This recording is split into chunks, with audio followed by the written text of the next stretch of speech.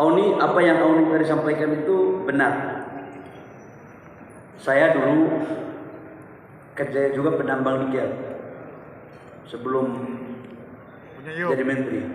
Kita ini kan pengusahanya apa aja kita kerjain, yang penting dapat duit halal.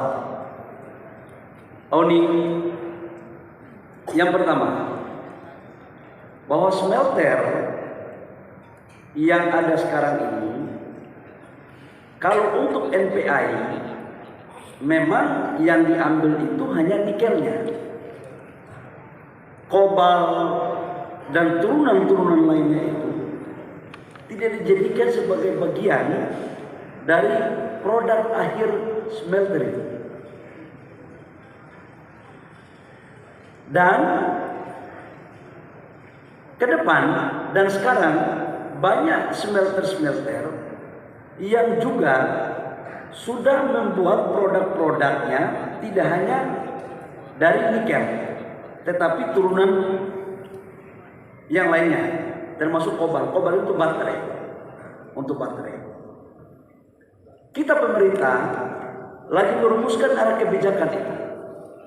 Karena untuk smelter nikel ini kan masih ini kita lakukan 2019. Sebagian 2020 berproduksi.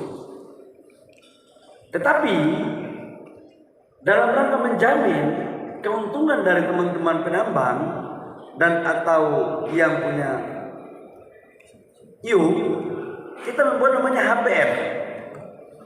HPM itu akan mengatur harga terendah dari nikel. Tujuannya apa?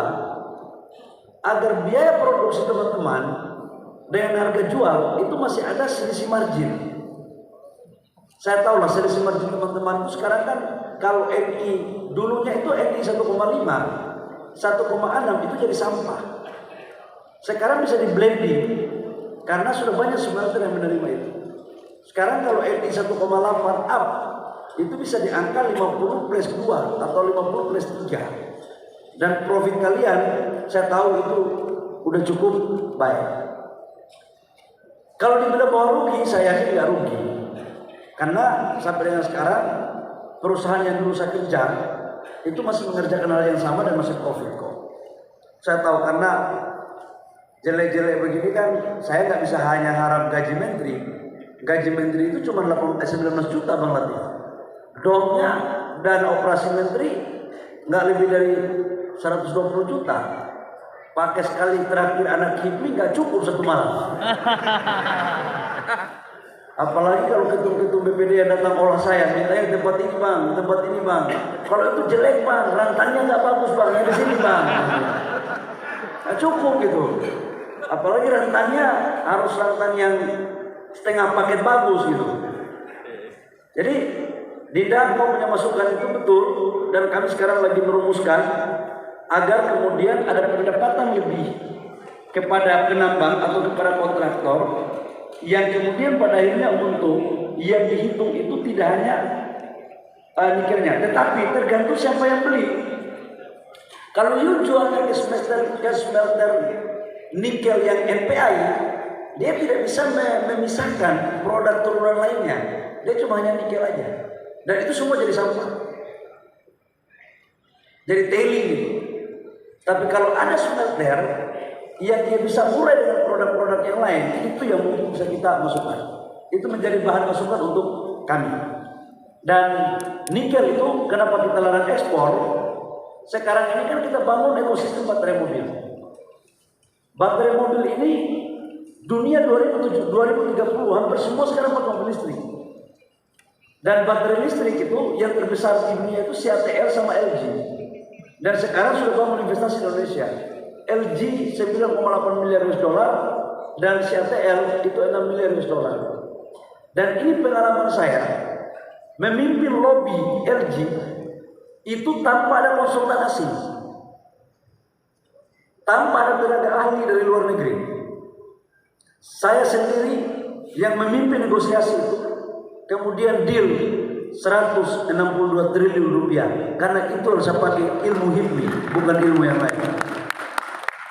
Kalau yang lain BUMN deal itu pasti butuh konsultan 3-4 juta US dollar itu baru bisa. Saya nggak pakai. Jadi ini pengalaman saya ya dalam bernegosiasi. Kalian betul-betul belajar di HIPMI deh. Di HIPMI kan ketemu dengan orang 1 juta umat. Dari sajadah sampai harjada. Semuanya ada. Ada baiknya, ada tukang tipunya, semua ada. Tukang olahnya semua ada habisnya. Nah, bernegosiasi itu sebenarnya ilmunya apa? Ilmu organisasi. Waktu saya memimpin sidang, ini cerita dikit. Waktu saya memimpin sidang di G20, menteri-menteri ekonomi khususnya investasi di dalam forum di Bali. Hilirisasi itu belum dimasukkan sebagai salah satu kesepakatan di antara negara-negara G20 dan UMKM. Dan waktu itu Amerika dan beberapa negara-negara G7 menolak. Dan yang mendukung hanya negara-negara berkembang untuk hilirisasi. Dan itu terjadi deadlock. Kemudian saya pakai gaya HIPMI. Saya ambil waktu sidang kayak munas HIPMI aja sebenarnya. Saya sampaikan kepada teman-teman, kepada menteri-menteri. Saya bilang, tuan-tuan, Indonesia dan negara-negara berkembang lain itu belajar pada negara tuan-tuan, terutama dari Inggris. Inggris itu pada abad ke-16 melarang ekspor wol sebagai bahan baku tekstil. Dia membangun hilirisasinya. Dan karena itu Inggris di abad 17 dia menguasai, 16-17 dia menguasai, dan dia menjadi salah satu negara itu. Amerika pada abad 19 dia mempergunakan pajak impor 45-55%. Tujuannya apa? Dia melindungi industri dalam negeri. China pada tahun 80-an TKDN-nya 80%. Tujuannya apa? Boleh masuk investasi, tapi industri dalam negerinya harus gerakkan. Finlandia pada tahun 80-an FDI yang masuk maksimal 20%. Dan negara-negara itu saya bilang, negara-negara tuan-tuan sekarang menjadi negara maju. Saya sampaikan waktu itu, apakah kami, negara-negara berkembang ini, tidak boleh mengikuti negara tuan-tuan untuk melakukan hilirisasi dan nilai tambah seperti apa tuan-tuan lakukan? Kalau memang itu nggak boleh, tunjukkan jalan apa yang kami harus tempuh. Dan saya katakan kepada mereka waktu itu adalah, kita, negara-negara G20 ini harus duduk sama rendah, berdiri sama tinggi, dan tidak boleh ada yang merasa lebih berkuasa dibandingkan negara yang lain. Setelah saya ngomong itu dan saya tanya kepada mereka, apakah masih ada negara-negara yang tidak setuju tentang hilirisasi?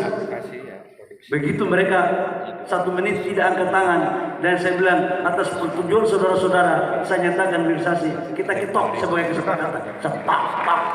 Habis itu mereka protes saya semua. Mereka datang merebut itu Pancasila. Saya bilang, wah ini kayak munas HIPMI saja. Itu terjadi. Jadi itu bro, kira-kira ceritanya. Jadi untuk nilai tambahnya dan harganya akan dibuat, nanti dibuat kajiannya, ya. Yang kedua menyangkut dengan